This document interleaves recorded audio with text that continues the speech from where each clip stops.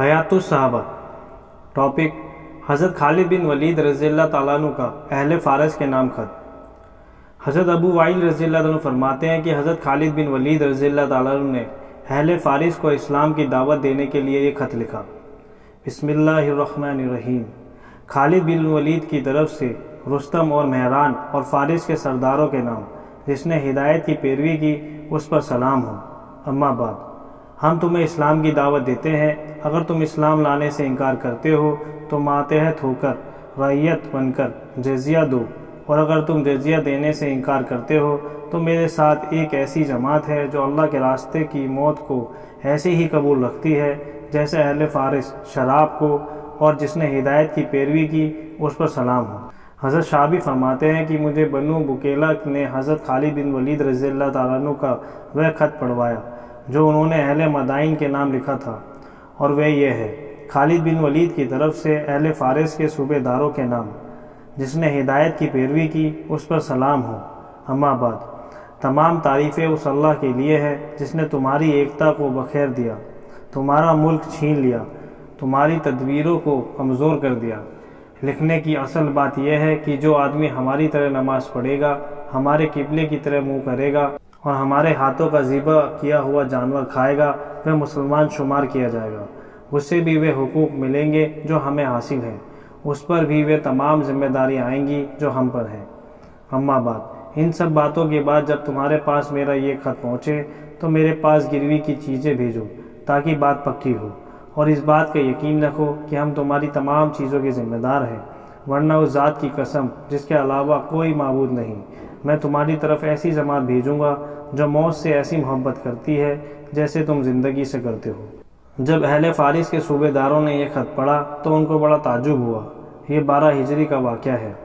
حضرت شعبی فرماتے ہیں کہ یمامہ کے رہنے والے زبازبہ کے والد عزازبہ کے ساتھ ہرمز کے نکلنے سے پہلے حضرت خالد بن ولید رضی اللہ عنہ نے ہرمز کو خط لکھا، اور ان دنوں ہرمز سرحد کی کمان سنبھالے ہوئے تھا۔ خط کا مضمون یہ تھا: اما بعد، تم اسلام لے آؤ، محفوظ ہو جاؤ گے، یا اپنے آپ کو اپنی قوم کو ذمہ بنا لو اور جزیہ دینے کا اقرار کر لو، ورنہ اپنے کیے پر تمہیں پچھتانا پڑے گا۔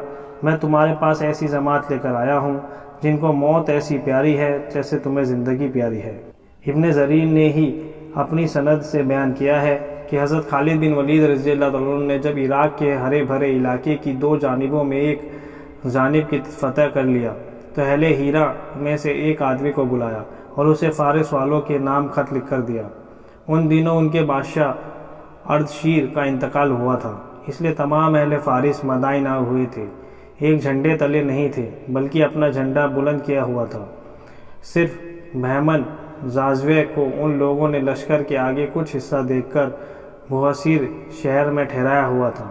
بہمن زازوے کے ساتھ عزازبہ اور اس جیسے اور بھی سردار تھے۔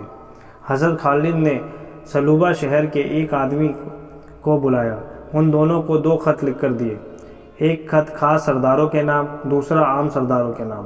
دونوں قاصدوں میں سے ایک تو ہیرا کا مقامی باشندہ تھا اور دوسرا نبطی تھا۔ نبطی وہ غیر عربی لوگ ہیں جو عراق میں آباد ہوئے گئے تھے۔ حضرت خالد نے ہیرا والے قاصد سے پوچھا، تمہارا کیا نام ہے؟ اس نے کہا، مرہ، جس کا ترجمہ تلخ اور کڑوا ہے، اس کے نام سے فال لیتے ہوئے۔ حضرت خالد نے کہا، یہ خط فارس والوں کے پاس لے جاؤ، یا تو اللہ تعالیٰ ان کی زندگی کو تلخ کر دے گا یا وہ مسلمان ہو جائیں گے۔ اور سلوبہ شہر والے نبطی قاصد سے حضرت خالد نے بھی پوچھا، تمہارا کیا نام ہے؟ اس نے کہا، ہچکیل، اس کے نام سے فال لیتے ہوئے حضرت خالد نے کہا، یہ کتاب لے جاؤ اور یہ دعا کی۔ ترجمہ: اے اللہ فارس والوں کی جان نکال دے۔ ابن جریر کہتے ہیں کہ ان دونوں خطوں کا مضمون یہ ہے: بسم اللہ الرحمن الرحیم۔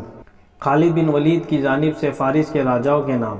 اما بعد، تمام تعریفیں اس اللہ کے لیے ہیں جس نے تمہارا نظام خراب کر دیا ہے اور تمہاری تدبیر کو کمزور کر دیا ہے اور تمہارے شیرازے کو بخیر دیا ہے، اور اگر وہ تمہارے ساتھ ایسا نہ کرتا تو تمہارے لیے بہت بڑا فتنہ ہوتا۔